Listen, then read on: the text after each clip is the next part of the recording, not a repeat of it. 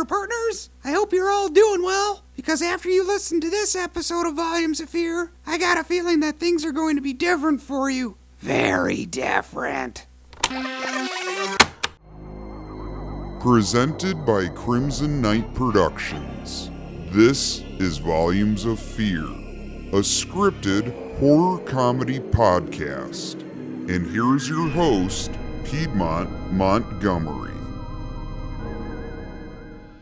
Welcome to Volumes of Fear, my loyal lunatics. I am your host, Piedmont Montgomery. The stories you hear on Volumes of Fear always delve into the world of the macabre and the bizarre, and the tale you're about to hear is no different. Tonight we present to you an audio documentation of when I ventured into the East Ridge Forest Preserve and encountered the elusive Bigfoot. What you're about to hear is my dinner with Bigfoot.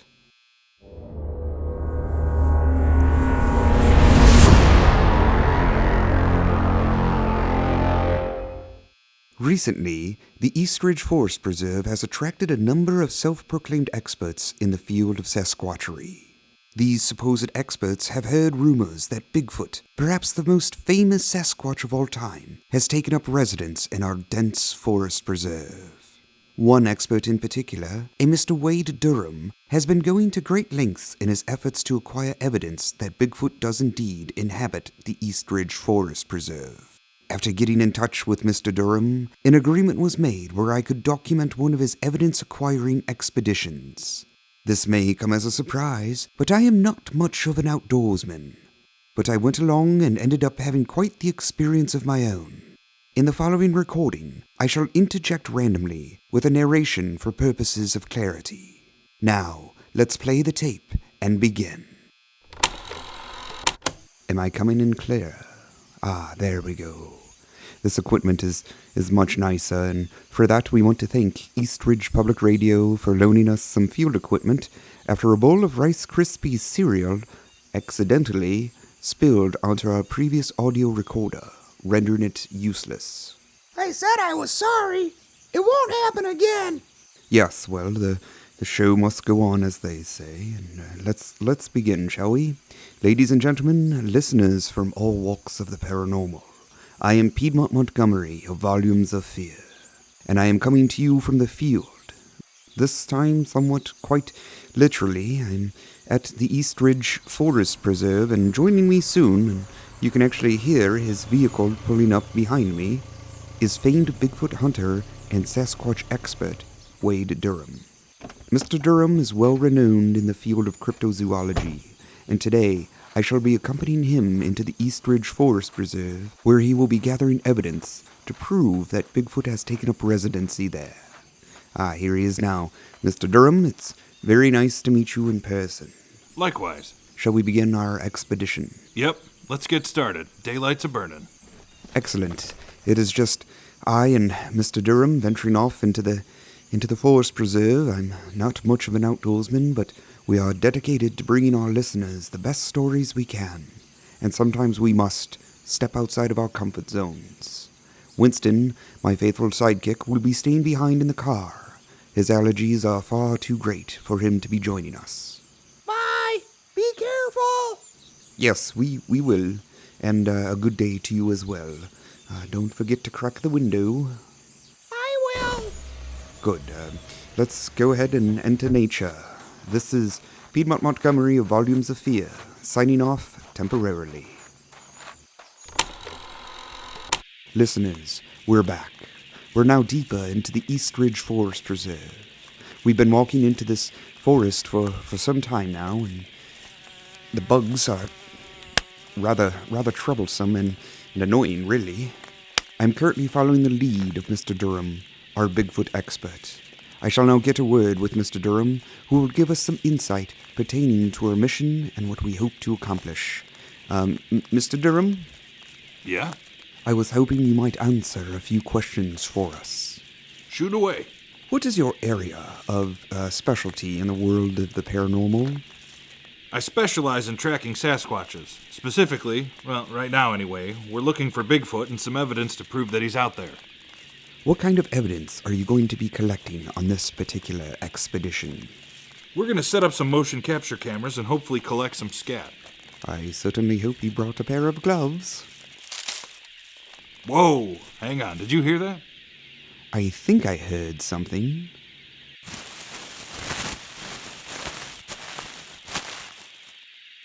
What about that? It sounded like something was moving, just over there, behind those large plant bush things. Do you suppose it's Bigfoot? I'm not sure. Could be. Let me get my camcorder just in case. The noise was over there, right? I believe so, just beyond that area. What should we do? Here, grab that branch. Walk over there, just about 15, 20 feet, and throw the branch at the bushes. You know, try and flush it out. You're not serious. Remember, I'm the expert. I'm thinking that is debatable. Listeners, what you're hearing now is the audio that was recorded in the moments following when we heard that particular noise. That short time period is still a blur to me, as I seem to have briefly lost consciousness. Somewhere in those lost moments, my traveling companion, Wade Durham, fled. When I finally came to, I was lying on the ground, and standing above me was a creature that was nearly 8 feet tall, covered in brown fur, and showing me a mouth of horrifying sharp teeth. This creature was none other than Bigfoot. Oh, please, no, don't eat me. I'm stringy and would taste rather bitter. Wow. What, this? You mean this? That's just my audio recorder, generously loaned to us by the great people of Eastridge Public Radio. No, it's not a weapon. It's not going to hurt you. Okay. Not a weapon. It records our voices. I use it because I'm a storyteller and raconteur and occasional documentarian. I'm Piedmont Montgomery, the host of Volumes of Fear, the scripted horror comedy podcast, and you are Bigfoot, yes? What happened next was certainly unexpected. This Sasquatch, who had charged at me and my now absent traveling companion, extended his big, hot-dog-fingered hand to me and helped me to my feet. His demeanor had changed from hostile to inquisitive. Thank you. Yes, you, Bigfoot, me, Piedmont. Very good, yes. Now we are friends? Good. Well, how about we get to know one another? At this point, I began to weigh out my options. I could attempt to flee, just as my adventure companion had done beforehand. But I knew that my lack of physical prowess would probably end with Bigfoot catching me and tearing me apart like a ravenous grade schooler on pizza day. My other option was to stay and conduct an interview with the Sasquatch and hope to project an image that showed I meant no harm, in the hopes of him allowing me to eventually leave with all of my extremities intact. I felt the latter option was the superior, so I let down my guard as best as possible and decided to get to know this savage creature and show him I wanted to be friends. Have you lived in the forest preserve for a long time?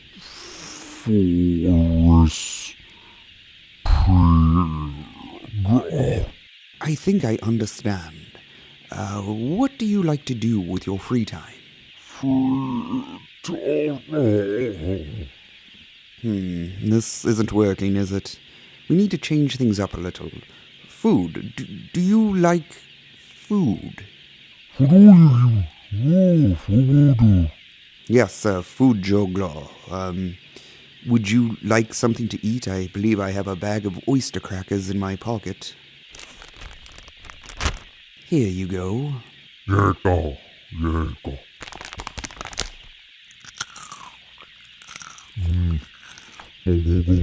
It was just a little snack that I had with me.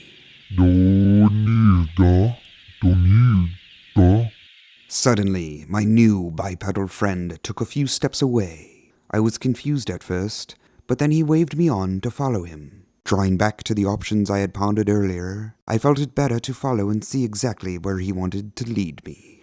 We are currently walking along a path here in the forest preserve, and we're even deeper now. The bugs seem to still be present, but for the time being, I'm still alive, so that's a plus. We've been walking now for about 10 minutes, and I'm not entirely sure where he's leading me. We stopped. He's motioning to a large rock over by a big tree-covered hill. Yes, Darmak and Jalad at Tanagra. Now he's walking toward the large rock that he just pointed at, and oh my, he's moving it. It's quite the feat of strength, and he's revealed a cave in the side of this hill. It must be his home. After revealing a cave that had been burrowed into the side of this large hill, Bigfoot again motioned to me to follow him into this small cavern. By this point, curiosity was outweighing my survival instincts, so I followed him into the cave. I believe he wants me to sit down, and in the spirit of not upsetting this hairy troglodyte, I shall oblige.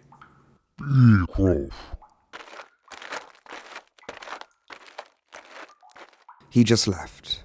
Well, I suppose I can describe this cave to you until he returns.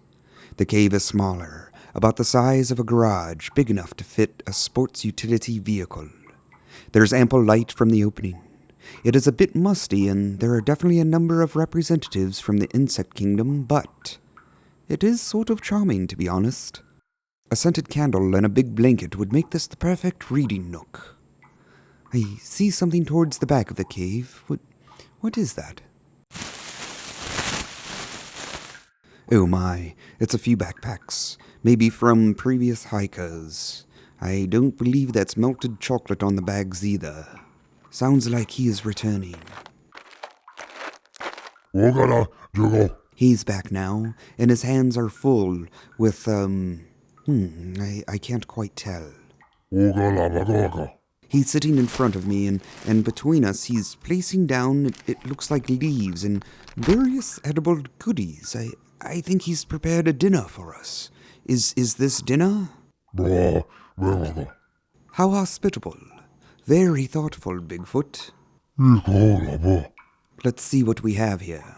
Leaves, a good roughage, nuts of some variety, a savory go-to, and there appears to be some berries as well, and what is this? Oh, it's a dead squirrel or something. It's a dead varmint, a small animal, and now my host is staring directly at me.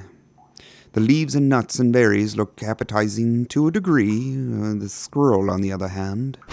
I am your guest, and I certainly don't want to offend.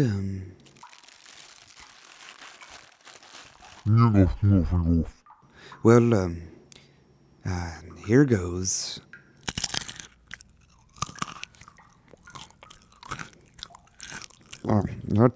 That's very unique. Yes, that's very good. Oh, I'm probably going to get worms again. And so I sat there, in a cave etched into a hill in the East Ridge Forest Preserve, eating leaves, nuts, berries, and dead squirrel with Bigfoot. Bigfoot was certainly ensuring that no scrap was to be left behind. After I choked down some more of the dead rodent, I decided that it was time to resume our conversation. Bigfoot, everything has been delectable. I would like to ask you some more questions. What would you say are some of your ambitions? Specifically, where do you see yourself in 5 years? Bigfoot, excuse me. I had noticed that Bigfoot was not answering me. Rather, his attention had been drawn to the entrance of the cave. I turned to see what he was looking at, and that's when I noticed we were no longer alone. Standing there was Wade Durham, the same Bigfoot hunter and Sasquatch expert whom I had entered the forest preserve with earlier in the day. Mr. Durham had a certain look of excitement on his face. Mr. Durham! Piedmont, looks like you found him. I did. We were just having dinner. Would you like some squirrel? No, thanks. Is this real? Is this really Bigfoot? It's a bit of a story, but yes, he is in fact very real. I gotta record this. I gotta get my camcorder. In a matter of seconds, Mr. Durham was brandishing his camcorder and began recording unsolicited video footage of the Sasquatch. The look on Bigfoot's face had initially been one of concern when our uninvited guest made his presence known, but it was slowly changing to one of anger. Mr. Durham, I've only known Bigfoot for a short time, but I feel that maybe you should explain what is in your hand. What? My camcorder? Yes, he may think it is some sort of weapon. I got a feeling he's too stupid to understand. I would suggest you at least try.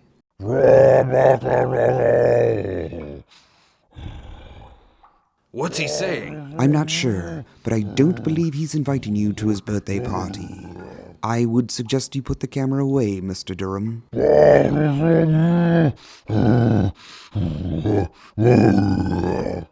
Before I could say anything else, Bigfoot rose to his feet. The anger within him began to grow. Then Mr. Durham took a step closer to Bigfoot. I was appalled by the stupidity of this so-called Sasquatch expert. It was at this point I began to slowly move away from Bigfoot as I knew something not good was going to happen.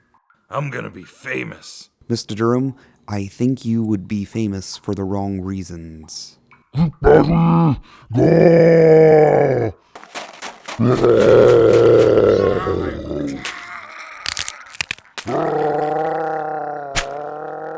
Bigfoot began to tear Mr. Durham apart, limb by limb. Blood squirted about, like catsup during a ketchup fight at a Heinz family reunion. I decided that I had my fill of dinner, and while I should have thanked my host, I felt it better to run for my life. This is Piedmont Montgomery. I have just had dinner with Bigfoot and, the famed Sasquatch. We ate leaves and berries and a squirrel, and he had an additional meal in the form of Wade Durham. I'm now heading back to the car, and so I can get out of here before Bigfoot wants dessert. This is Piedmont Montgomery, signing off. Winston, wake up now, Winston. Mr. Piedmont? Let me in the car. We need to go. How do I unlock it again? Is it this button? That's the radio. How could you think that would unlock the doors? Winston, we must make haste. Winston, he may still be hungry.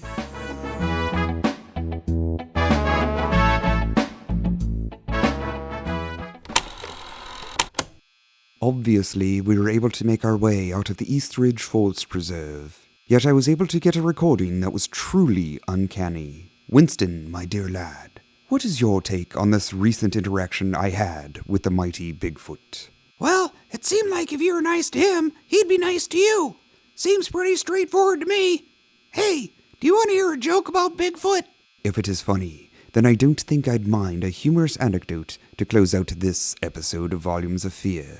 Okay, why did Bigfoot eat the apple? I'm not sure. Why?